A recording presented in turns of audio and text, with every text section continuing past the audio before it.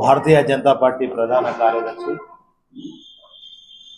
Karimnagar MP Bandi Sanjay గారు మాట్లాడుతూ కేసీఆర్ గారి కుటుంబాన్ని అధికారుల పాస్పోర్ట్లన్నీ కూడా సీజ్ చేయాలని మాట్లాడడం చాలా విడ్డూరంగా ఉంది.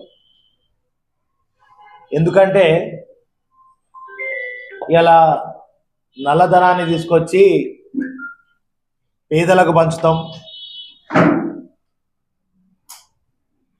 15 లక్షల రూపాయలలో అకౌంట్లలో వేస్తామని చెప్పినటువంటి భారతీయ జనతా పార్టీ నాయకులు ఇవాళ కేసీఆర్ గారి మీద అవినీతి ఆరోపణలు చేస్తూ పాస్పోర్ట్లనే సీజ్ చేయాలని మాట్లాడడం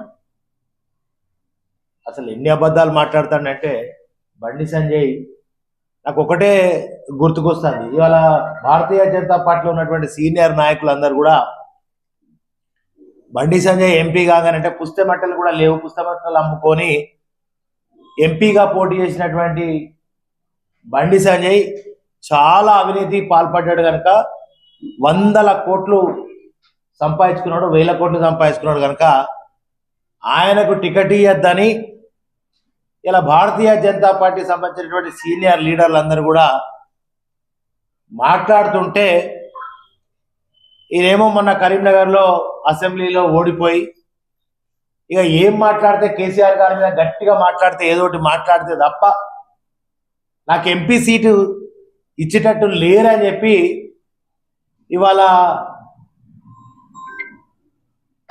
ఆరోపణలు చేస్తే దాంట్లో కొద్దిగా సత్యము అనేటువంటిది కనబడాలి. కొద్దిగానన్నా సత్యదూరమైనటువంటి విషయాలన్నీ కూడా పచ్చి అబద్ధాలు నోటికి ఎంత వస్తే గంత మాట్లాడడం అనేది చాలా విడ్డూరంగా ఉంది.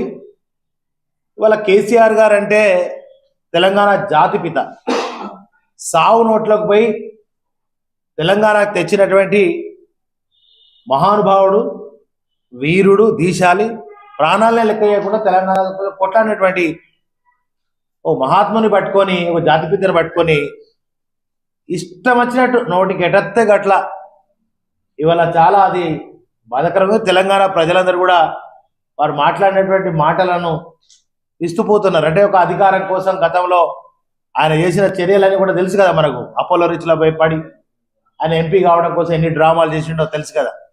అట్లాగే ఈసారి కూడా మళ్ళీ ఎంపీ సీట్ని అయితే ఫస్ట్ దక్కించుకుందాం, గెలుచుకోడు తర్వాత ముచ్చట. ఎంపీ సీట్ని అయితే ఎట్లా దక్కించుకోవాలంటే కేసీఆర్ ఆరోపణలు చేస్తేనే, అది అన్ని అబద్ధాలు చెప్పి ఏదోటి గతంలో మాట్లాడినట్టు మాయ మాటలు చెప్తేనే ఆయనకు సీట్ వస్తుంది అనేటువంటి ఉద్దేశపూర్వకంగా నేను మాట్లాడినట్టుగా నేను భావిస్తా ఉన్నాను.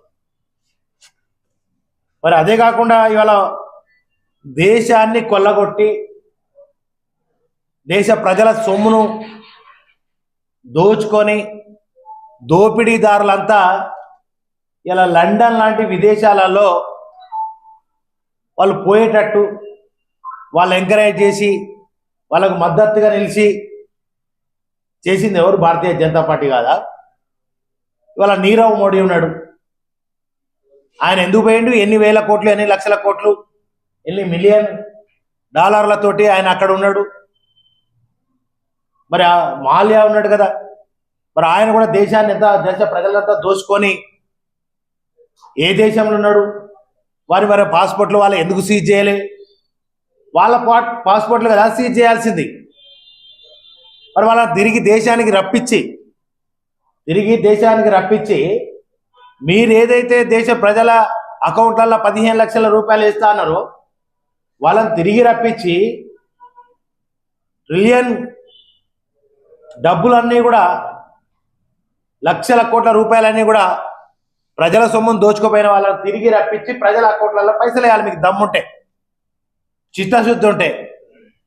అది కాకుండా ఇలా కొట్లాడి ప్రాణాలను తెగించి కేసీఆర్ గారు తెలంగాణ తెచ్చిన తెలంగాణ దేశానికి ఒక రోల్ మోడల్గా ఉండి కన్న బిడ్డల్లాగా చూసుకున్నాడు. 10 ఏళ్ల కింద తెలంగాణ ఎట్లా ఉండే బండి సంజయ్?